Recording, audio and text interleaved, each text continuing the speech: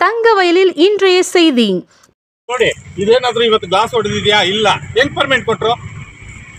ಎಲ್ಲ ನೋಡ್ರಿ ಆ ವಾಹನ ಹೋಗ್ತಾ ಇದೆ, ಹೇಗಿದೆ ನೋಡ್ರಿ, ಹೆಂಗ್ ಪರ್ಮಿಟ್ ಕೊಡ್ತಾರೆ ಸರ್? ಮಕ್ಕಳು ಪ್ರಾಣದ ಮೇಲೆ ಆಟ ಆಡಬಾರ್ದು, ಜನರ ಪ್ರಾಣಗಳ ಮೇಲೆ ಆಟ ಆಡಬಾರ್ದು ದಯವಿಟ್ಟು. ಏನಕ್ಕೆ RTO ಅಂತ ಒಂದು ಇಲಾಖೆ ಸೃಷ್ಟಿ ಮಾಡ್ಕೊಂಡಿರೋದು? ಈ ಥರ ವಿಚಾರಗಳನ್ನ ಪರಿಶೀಲನೆ ಮಾಡಿ ಶುದ್ಧವಾದಂಥ ವಾಹನಗಳನ್ನ ರಸ್ತೆ ಮೇಲೆ ಬಿಡಬೇಕು ಅನ್ನೋ ಒಂದು ಉದ್ದೇಶ ಅಲ್ವಾ? ಅದನ್ನೇ ಅವ್ರು ಮಾಡಲಿಲ್ಲ ಅಂದರೆ ಆಫೀಸಲ್ಲಿ ಕುತ್ಕೊಂತಾರೆ, ಹೋಗೋನೊಂದು DLಗೊಂದಿಷ್ಟು, LLRಗೊಂದಿಷ್ಟು, ಇದೇನಾ ಅವರು ಸೀಮಿತ? ಹಣನೇನಾ ಸೀಮಿತನ? ಅಲ್ಲಿ ಅತಿ ಹೆಚ್ಚು ದಲ್ಲಾಳಿಗಳು, RTOದಲ್ಲಿ ಅತಿ ಹೆಚ್ಚು ದಲ್ಲಾಳಿಗಳು, ಅದಕ್ಕೆ ಸೀಮಿತ ಆಗ್ಬಿಟ್ಟಿದ್ದಾರೆ. ಇದೇ ತರ ಮಾಡಿದ್ರೆ ಇಡೀ ಕರ್ನಾಟಕ ರಕ್ಷಣಾ ವೇದಿಕೆ ಕೋಲಾರ ಜಿಲ್ಲೆಯಲ್ಲಿ ಪ್ರತಿಭಟನೆ ಮಾಡಬೇಕಾಗ್ತದೆ, ಉಗ್ರವಾದ ಪ್ರತಿಭಟನೆ ಮಾಡಬೇಕಾಗ್ತದೆ RTO ವಿರುದ್ಧ. ಮಾಡ್ತೀವಿ, ಬಿಡೋದಿಲ್ಲ.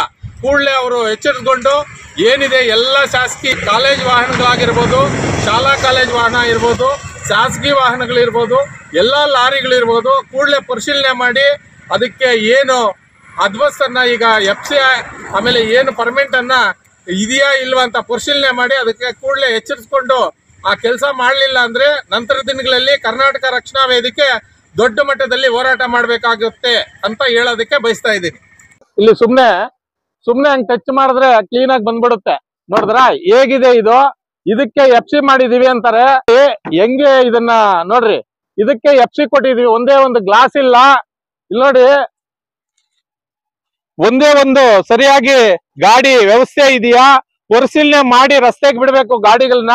ಶಾಲಾ ಮಕ್ಕಳು ಓಡಾಡ್ತಾರೆ, ಹೆಚ್ಚು ಕಮ್ಮಿ ಆದ್ರೆ ಯಾರು ಹೊಣೆ ಆಗ್ತಾರೆ?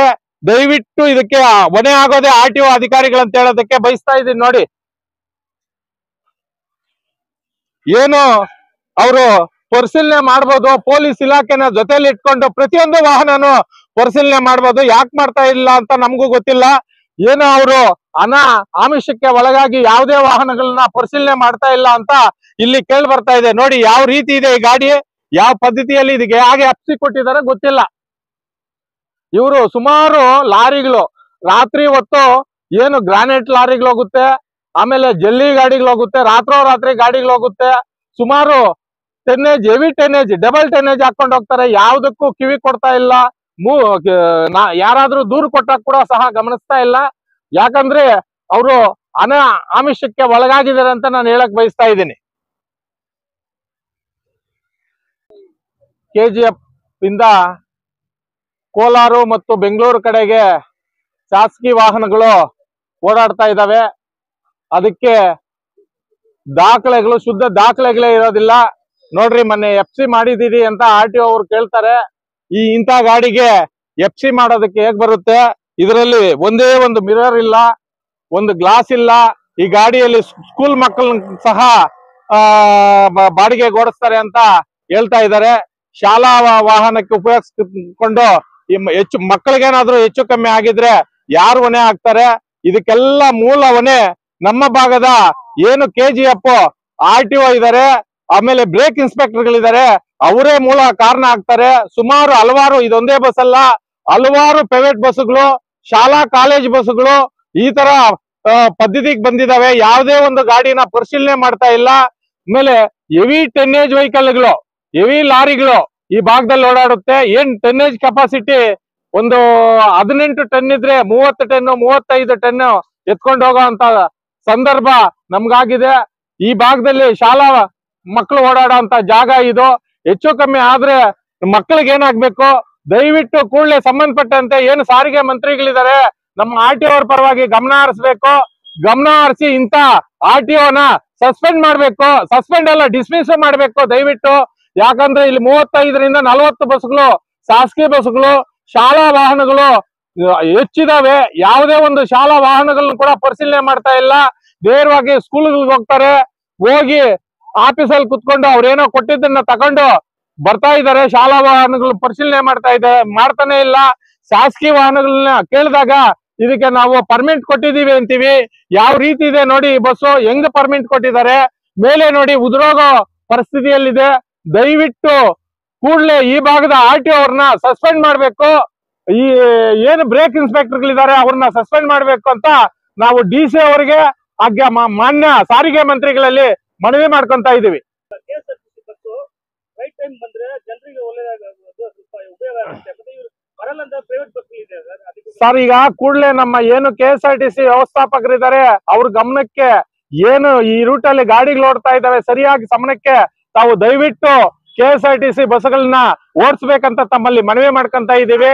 ನೀವು ಕರೆಕ್ಟ್ ಆಗಿ ಬಸ್ಗಳನ್ನ ಓಡಿಸಿದ್ದೆ ಆದಲ್ಲಿ ಪ್ರೈವೇಟ್ ಬಸ್ಗಳು ಈ ಪರಿಸ್ಥಿತಿ ಬರೋದಕ್ಕೆ ಆಗೋದಿಲ್ಲ. ತಾವು ದಯವಿಟ್ಟು ಕೂಡಲೇ ನಮ್ಮ ಏನು KSRTC ಇದಾವೆ ಅದನ್ನ ಟೈಮ್ ತಕ್ಕಂತೆ ಓಡಿಸ್ಬೇಕಂತ ತಮ್ಮಲ್ಲಿ ಮನವಿ. ಪರಿಶೀಲನೆ ಮಾಡ್ತಾ ಇಲ್ಲ, ಏನೋ ಗಾಡಿ ನೋಡ್ಬಿಟ್ಟು ಪರ್ಮಿಟ್ ಕೊಟ್ಬಿಡ್ತಾ ಇದ್ದೀರಾ ಅಂತ ಇಲ್ಲ.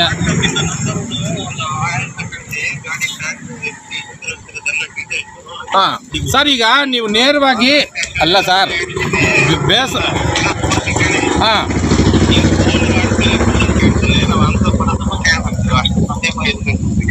ಹೇಳಿ ಸರ್.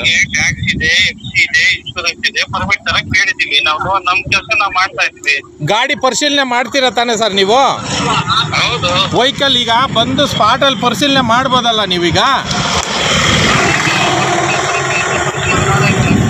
ನೀವು ಬಂದು ಮಾಡಿದ್ರಾ ಸರ್? ಹಿಂದೆ ಗ್ಲಾಸ್ ಇಲ್ಲ, 3-4 ತಿಂಗಳಿಂದ ಟಾರ್ಪಲ್ ಕಟ್ಕೊಂಡು ಓಡಾಡ್ತಾ ಇದಾರಂತೆ ಸರ್.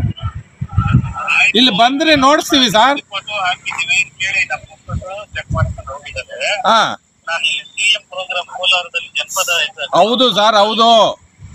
ನಾವು ಈಗ ದಯವಿಟ್ಟು ಇದೊಂದೇ ಅಲ್ಲ ಸರ್, ಹಲವಾರು ಎಲ್ಲ ಗಾಡಿಗಳು, ಆಮೇಲೆ ಲಾರಿಗಳು ಹೆವಿ ಟೆನ್ನೇಜ್ ಹಾಕೊಂಡು ಓಡಾಡ್ತಾ ಇದ್ದಾರೆ ಸರ್ ನಮ್ಮ ಭಾಗದಲ್ಲಿ.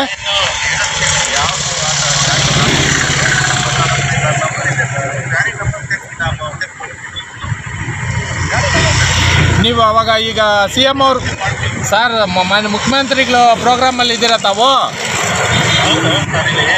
ನಾವು ಈಗ DC ಸಾಹೇಬ್ರಿಗೂ ಗಮನಕ್ಕೆ ತಂದಿದ್ದೀವಿ ಸರ್. ಆಮೇಲೆ ಈ ಬಸ್ಸಲ್ಲಿ ಶಾಲಾ ಮಕ್ಕಳನ್ನ ಎತ್ಕೊಂಡು ಓಡಾಡ್ತಾ ಇದ್ದಾರೆ.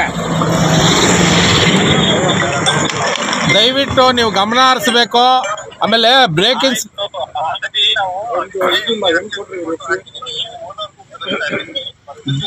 ಏನು ಬ್ರೇಕ್ ಇನ್ಸ್ಪೆಕ್ಟರ್ಗಳಿದ್ದಾರೆ ಅವ್ರ ಹತ್ರನೂ ಪರಿಶೀಲನೆ ಮಾಡಬೇಕು ಸರ್ ನೀವು. ಸರ್ ದಯವಿಟ್ಟು ಶಾಲಾ ಕಾಲೇಜ್ ವಾಹನಗಳಿಗೆ ಭೇಟಿ ಮಾಡಿ ಒಂದ್ಸತಿ ಪರಿಶೀಲನೆ ಮಾಡಿಕೊಡಿ ಸರ್.